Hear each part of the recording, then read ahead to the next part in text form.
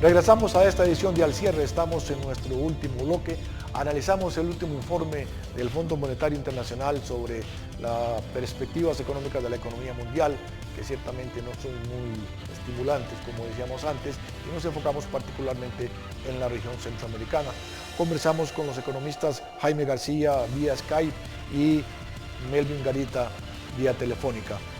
Antes de continuar con nuestros dos panelistas, vamos a escuchar y a ver una intervención de Maurice Obstfeld, economista jefe del Fondo Monetario Internacional con relación a la economía mundial. Estamos proyectando 3,1% para el 2015 y 3,6% para el 2016. Entre 2015 y 2016 las proyecciones se han reducido en 0,2 puntos porcentuales. No es la transformación de China, la economía se está reequilibrando de las exportaciones y la inversión pública para el consumo, desde la fabricación de los servicios. Esto es sano y necesario en el largo plazo, pero en el corto plazo hay implicaciones para el crecimiento de China y de sus relaciones comerciales con países extranjeros. Vemos una contracción de este año en Estados Unidos y la zona euro. Japón mostró un primer trimestre muy fuerte, pero está empezando a verse un poco tambaleante. Jaime, tu opinión sobre las declaraciones de Maurice Obstfeld.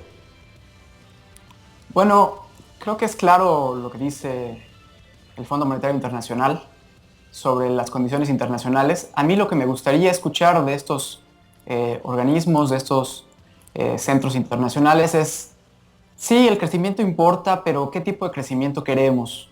Y eso es importante. En el caso de China, vemos que ellos han sido la principal economía en sacar a gente de la pobreza, pero ¿cuál ha sido el costo de ese crecimiento económico? Decimos acá que un crecimiento económico de 3.0% a lo mejor no es tan bueno, pero es en términos del bienestar para los ciudadanos como es, porque hay diferentes tipos de crecimiento económico. Yo puedo crecer al 6%, destruyendo mi medio ambiente, esclavizando a mi población. Entonces, sí me gustaría escuchar por parte de un organismo internacional que me dijera o calificara el crecimiento económico de las economías. Seguramente hay algunas economías que pueden crecer muchísimo, pero a costa de qué, o si ese crecimiento en serio significa una mejora en el bienestar de la población.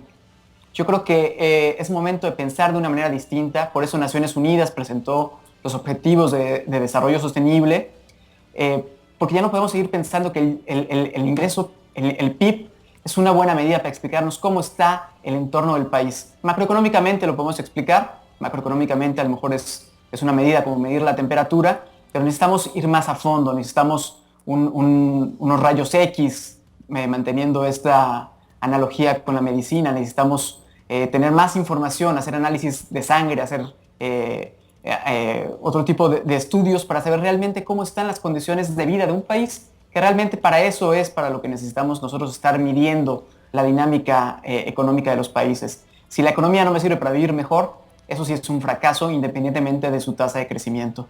Eso es lo que yo quisiera escuchar y quisiera saber si en Europa van a vivir mejor o en Estados Unidos están viviendo mejor, y lo mismo pasa acá en Centroamérica. Parece un poco difícil escuchar eso de un organismo como el Fondo Monetario Internacional. Melvin, con relación a esto que señala Jaime, no basta crecer, diríamos de alguna manera, sino que también es necesario distribuir equitativamente, según lo que se ha planteado últimamente a raíz del ensanchamiento de la brecha social en nuestros países.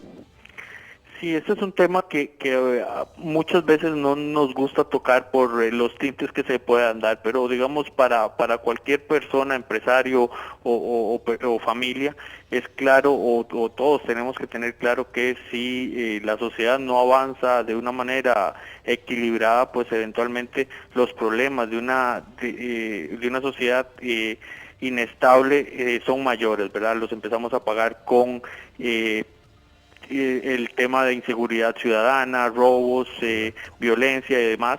Esto es parte importante de eso que señalaban ustedes, y a la larga el desarrollo, el crecimiento económico tiene que llevar a desarrollo económico, que me parece que era el punto de Jaime, llegar a una prosperidad generalizada para todos los miembros de esa sociedad.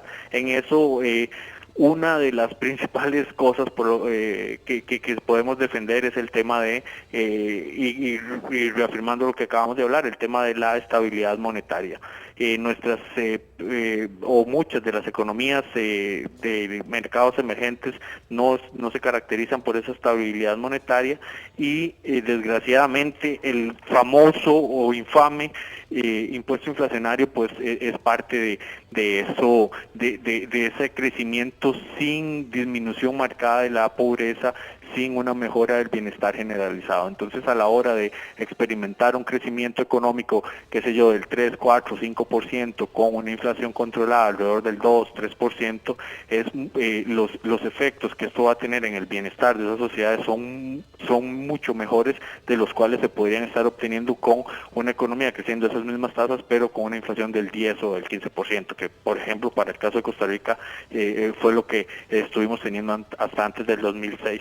En general, yo soy muy enfático en el tema de la estabilidad monetaria y que eso a la larga son batallas que se tienen que tener a la hora de formular política pública, y es que la moneda no se pervierta, ¿verdad? Cuando se pierde esa seguridad sobre la moneda, pues los estragos que se tienen en la sociedad son bastante fuertes y por lo general terminan con periodos de pobreza bastante fuertes. En Costa Rica en los 80, por ejemplo, la pobreza levantó a niveles de casi un 50% y ha venido disminuyendo y la tenemos estancada en los últimos 20 años en el 20%. Sería de esperar que una vez que esta desaceleración de la economía internacional pase y con una política monetaria tal como la que hemos estado teniendo, pues esa pobreza empiece a disminuir gracias a ese crecimiento económico acompañado de estabilidad de precios. Esto claramente para el caso de Costa Rica. Eso habla de la importancia de defender la institucionalidad en cada uno de nuestros países y que cada institución juegue el papel que le corresponde. Jaime, dentro de lo que apuntabas, el índice de progreso social debe ser una herramienta importante para saber que ese crecimiento está orientado hacia donde señalabas antes. ¿Qué aspectos fundamentales debería señalar dentro de ese informe para decir que un crecimiento está siendo o va acorde con el índice de progreso social? Justamente de eso se trata, de no decir que el PIB no es importante. El PIB, claro, es importante y es una buena medida para medir para lo que está diseñado, que es el valor de los productos que se producen en un país. Pero si no se beneficia o si no se genera progreso social en la sociedad, bueno, no tiene sentido.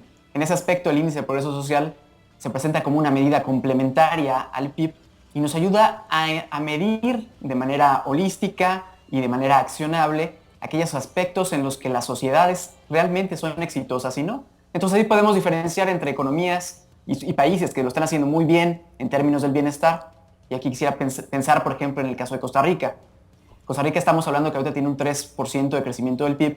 Sin embargo, en progreso social se mantiene en un tercer lugar también a nivel latinoamericano y es uno de los países que en la región incluso le gana a Panamá en términos de progreso social. Es decir, históricamente Costa Rica ha hecho algo bastante bueno, se ha mantenido bien, pero ciertamente también hemos visto que ha habido un alentamiento o cansancio del modelo actual que nos está pidiendo que reactivemos estos factores, pero hay un cierto nivel de bienestar. Como decía Melvin, por ejemplo, la seguridad, que es otro de los factores que mide el progreso social. No podemos esperar que una empresa pueda crecer y desarrollarse y producir empleos si está rodeado de una comunidad insegura. O no tampoco podemos esperar que un país crezca si no existe educación. O si destruimos el medio ambiente, tampoco podemos crear negocios sostenibles. Son todos esos aspectos que el PIB per se no lo está midiendo, pero que desde esta plataforma del índice de progreso social sí lo podemos medir, lo podemos comparar y podemos generar acciones y métricas que nos ayuden a sacar los países adelante. De eso se trata, de que la economía funcione para el bienestar de los ciudadanos y no que sea al revés. Muchísimas gracias, Jaime, por tu participación una vez más. Un placer estar con ustedes, un gusto. Melvin, te doy el minuto restante para tu conclusión. No, en general, pues muy de acuerdo con el tema de que el crecimiento tiene que generar bienestar. La prosperidad es finalmente lo que cualquier nación necesita y hay formas de acomodar, digamos, los intereses empresariales del gobierno y de la sociedad en términos generales para propiciar esa prosperidad. recientemente, mañana, por ejemplo, se va a publicar un índice de libertad económica para Centroamérica, y en este pues se va a hacer énfasis en algunos aspectos que la región centroamericana tiene que ir mejorando. Ahora ahí tenemos tareas importantes en lo que es estabilidad macroeconómica o fiscal, la estabilidad de precios, los trámites, la tramitología que abarca, digamos, algunas aspectos en las regiones, latinoamericana y centroamericana en particular. En términos generales hay bastantes hay un grupo de aspectos bastante claros que podemos trabajar como sociedad para para ser más prósperos, y eso el diálogo es importantísimo para lograr avanzar hacia eso y alcanzar a otros países o a los países famosos países desarrollados que tenemos a nivel global. Muchísimas gracias por tu participación, Melvin. Un gusto, hasta luego. Gracias a todos ustedes, y la otra semana en otro programa de Al Cierre nos veremos aquí.